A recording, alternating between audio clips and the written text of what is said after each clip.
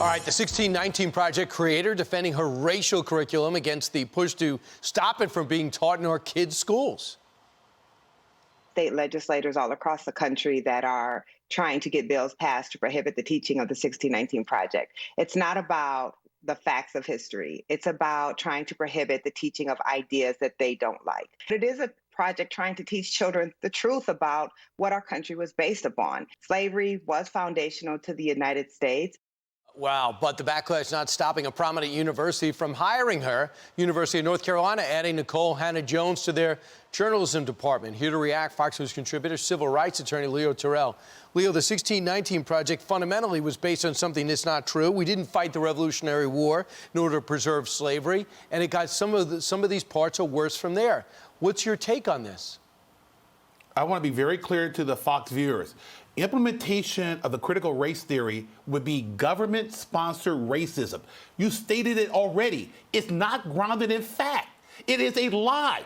And yet, I just heard that clip where the proponent of the critical race theory is lying about the implementation and the truthfulness. It's not grounded in fact. This country was not motivated to have a revolution based on slavery. That is a lie.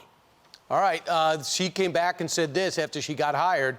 I'm grateful for the opportunity to give back by helping students pursue their dreams and learn how to practice the type of journalism that is truly reflective of our multiracial nation. Do you have to make a choice between 1776 and 1619? Do you believe you can be taught about 1776 and include 1619? Brian, this, as a former school teacher, as a civil rights attorney, we're making an assumption that the 1619 theory is equivalent to facts as far as what led to this country. I don't see critical theory, race theory, in our Declaration of Independence, in our Constitution, in the Articles of Confederation, in the Constitutional Convention. This is a lie. They're trying to equate critical race theory, unfounded by any facts, with what facts we have known for hundreds of years. And this is the problem. And one other point, Brian, which is very important.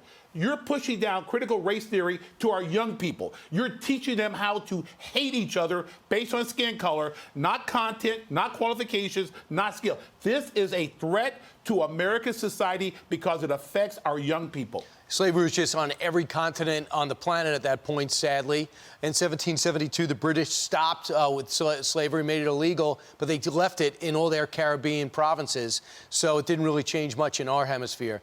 Let's move on and talk about something else that got you passionate. You have a teaching background. How do you feel about these email exchanges that have come to fruition from a Freedom of Information request that show the CDC director consulting with the teachers union in order to come up with policies that helps lead to tens of thousands of kids not being in school, even though the science says they should be in school?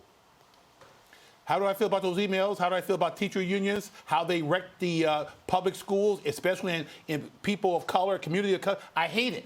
I hate it because it is very clear to me that the teachers union, Joe Biden, do not care about educating young people who have already lost a year and probably 2 years. And let me be clear about this. It's all about money. It's all about power. And Brian, there's a disconnect between the hierarchy of these teacher unions and teachers. I believe the teachers want to go back to school. I think the teacher unions are out for power and control. And here's the sad part about it. They're getting the control. They're implementing their procedures and policy with the CDC. What do teachers have to do with the CDC guidelines? Nothing. But it's a power grab by the Biden administration. But Leo, I mean, the world revolves around money. Here we go. The American Federation of Teachers gave $2 million to USA Action. It's a Democratic group. Well, that went to $14 million to the American Federation of Teachers Union, gave more than $14 million to liberal groups between 2019 and 2020. And then the National Education Association, another teachers union, gave more than $23 million to liberal groups. So what do you think they're going to do? They're going to find a way to keep their teachers hostage and keep them out of the classroom because they say it's not safe. That is a lie. I'm not going to mix any words. I really want to tell what I really want to tell you in private.